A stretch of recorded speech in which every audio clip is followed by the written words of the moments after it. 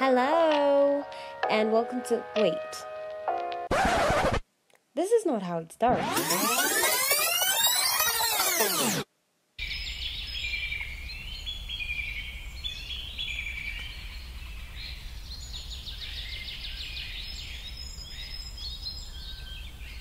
Hey, I'm so happy that you checked out this video. I'm feeling very good and excited because today is an amazing day. I hope you're feeling good. I hope you're feeling ready to sweat. And welcome to my hometown.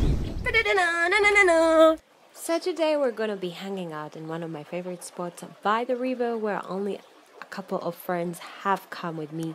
And today you get to be that person. You'll be spending time with myself and Team, one of my friends who's starting to be a pilot in Jinja.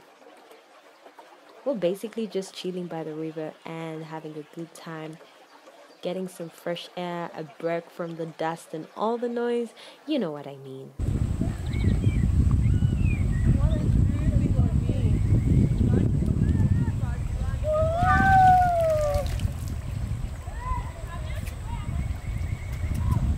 If you know me, you know I love to work out, and working out by the river just gave me the boost I needed in my energy. Ugh, do recommend. We also just spend time talking about life and just taking in the view. This view is so wholesome. It's about 10 kilometers away from town, and you could also see the bridge in the distance. I was really trying so hard to get it, but I hope you can see it. And I'll be taking you to where we are going to be spending the day.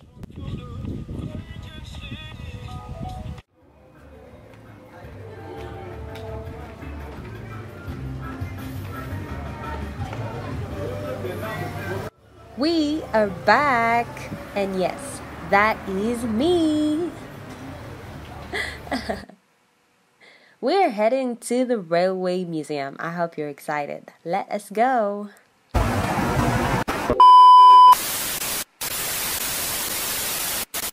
Right, we have to get there fast. And a boda from the main street to the museum itself is 2,000 Ugandan shillings.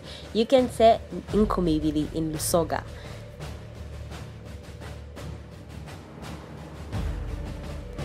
Let's do it. This is one of my favorite streets in Jinja city. It is the main street where most business happens. I don't know a lot of people that meet here for recreational activities, as Jinja city mainly has things that happen outside of its city center.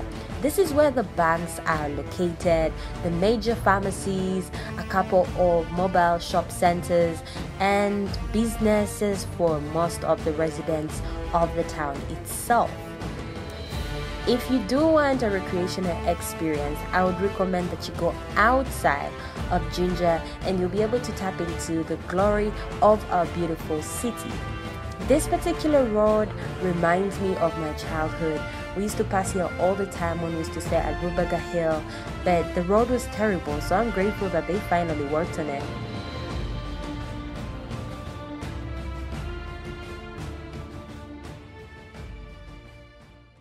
We are finally here, and I don't know about you, but I'm so excited to see what this place has to offer. If you can tell, I'm too excited by my walk. Look at that sway. If happy girls don't look like that, I don't know what they look like.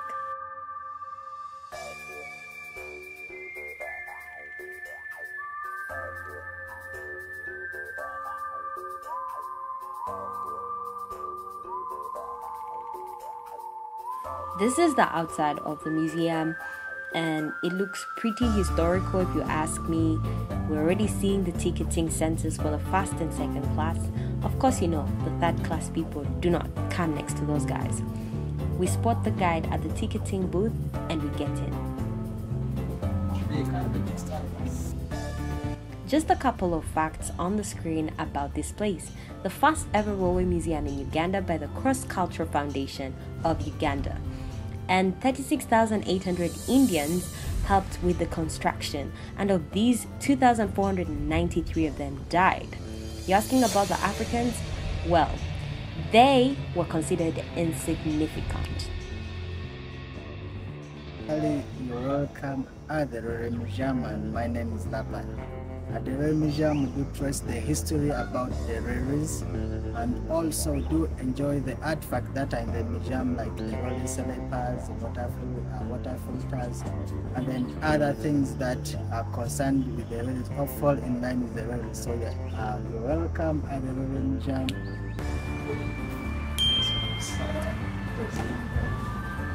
We would like to see around. If you want a tour.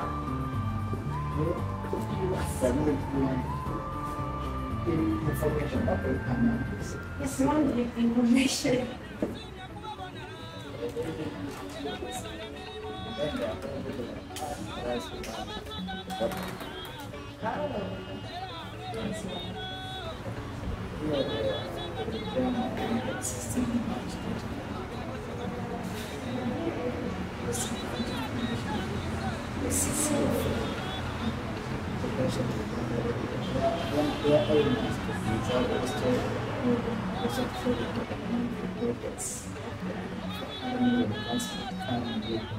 So we are showing life before the babies, where people used to live in caravans in groups, or then some of the babies produced the canoes.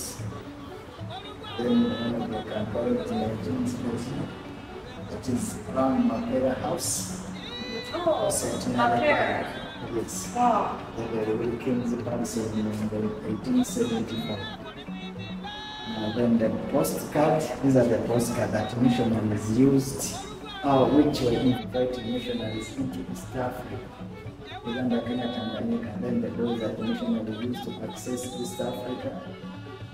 Then while in East Africa, they had to introduce cotton and Christianity. So they introducing the cotton, they processed, and then they had to find the means of transporting the cotton back to their homeland. So that's why they came up with the idea of the construction of the rail lines, all of the Linux, Express, Iron Snake, the Uganda Road. So why did they call it the Linux? This was because of the costs they incurred during the construction of the rail lines. So because of the cost, like loss of lives at support, construction of bridges, and then other costs, so they had to call it something crazy to do by them. The Lunatic Express. Then in 1895, of course, they had to pass a bill which Parliament to construct the lines. Then in 1896, they started the construction in Mombasa. They brought 36,811 young kids to help in the construction, and then 2,493 died. The Africans were not counted. So here shows Asian workers were on the line. Then at Savo, life at Savo, where man eaters were the line were hunting. And then also after the construction, we went from Mombasa to Kisumu. Then the steel engine trains were able to pass on the line. And how did they carry the trains into Africa? They shipped or did they construct? They were shipped and then also they assembled. This truly felt like a deep dive into history, an experience I'd only had through our social study classes or history classes in high school. On the walls, we got to see all the different information that was relevant to the railways, and these are some of the images that we'd never gotten to see. Much as I've spent most of my life in Jinja City, I had not actually taken the time or effort to tap into the history of the railways. So I do appreciate this initiative.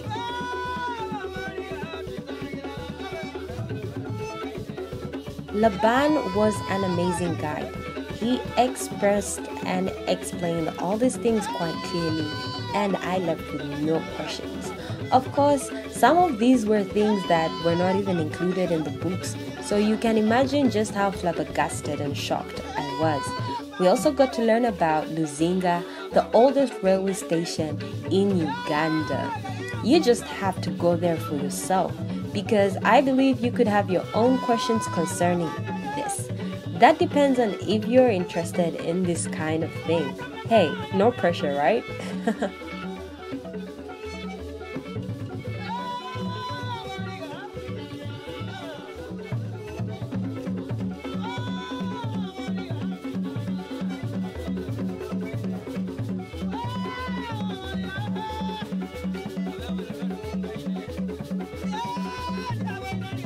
These are some of the pictures that I took of the things that were in there, but if you do want to check out some of these, they're on my blog. The link is in the description. And we are outside. Well, you're not actually allowed close to the tracks because it's not safe, of course, but you get to look at the train tracks and just get really close. You know, you feel it. There was no train coming at that hour, so we didn't really dive into that. The railway cafe is quite close to the tracks. I was not able to get visuals of it, but it's quite cozy, and we sat there for a drink when we were done with the tour.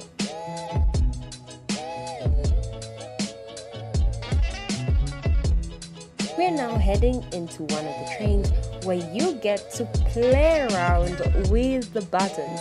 Yes, play, because hey, if it was actually moving, you wouldn't be playing. You would have to be really serious. I like the feel of that, and I think I would have met an amazing train operator. Yeah. We're almost pulling into the new station.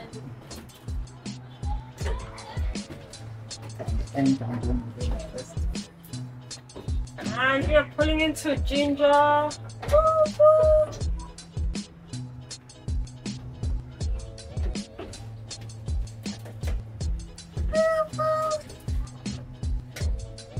Oh, that's it.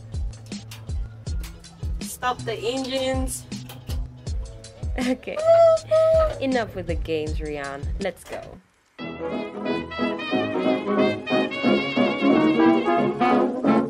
This is the cinema of the Railway Museum, and you can see that it is also in a train carriage.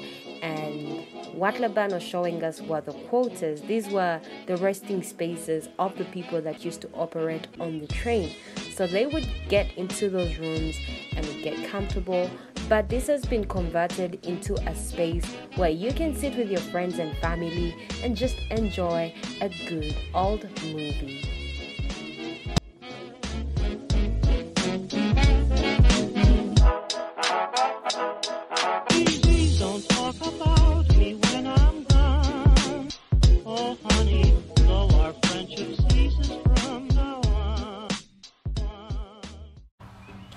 Welcome back from that great trip. Welcome back from that little trip here at the Uganda Railway Museum. I have to admit that I learned so much from what our ancestors went through. This was a story we used to just hear about during history class, but to actually see artifacts preserved from that point in history definitely does get your mind rolling. And if you feel like you want to check this out, it's located right here in Jinja along the Jinja-Uganda highway shortly after the Kakira Sugar roundabout. You can't miss it. Well, even if you do, you can ask around and they'll definitely direct you. There is also a museum cinema where you and your friends can get together and watch a fun movie. It's not all that comfortable, I have to be honest, but it's definitely a breath of fresh air, different from what you might have been used to in other spaces. So yeah, do check it out. It's only 5,000 to enter, which is quite affordable if you ask me, and you get to tap into all the trains and the lights and different things that made the Uganda railway era very important. There are also very many historical facts lined up on the walls, so you can definitely take study notes. If you want to bring your little sister by, little brother, so they can tap into this particular segment of history, I think they will appreciate something for the young ones to learn and enjoy. I remain Rianne Bateeze and see you at the next venue.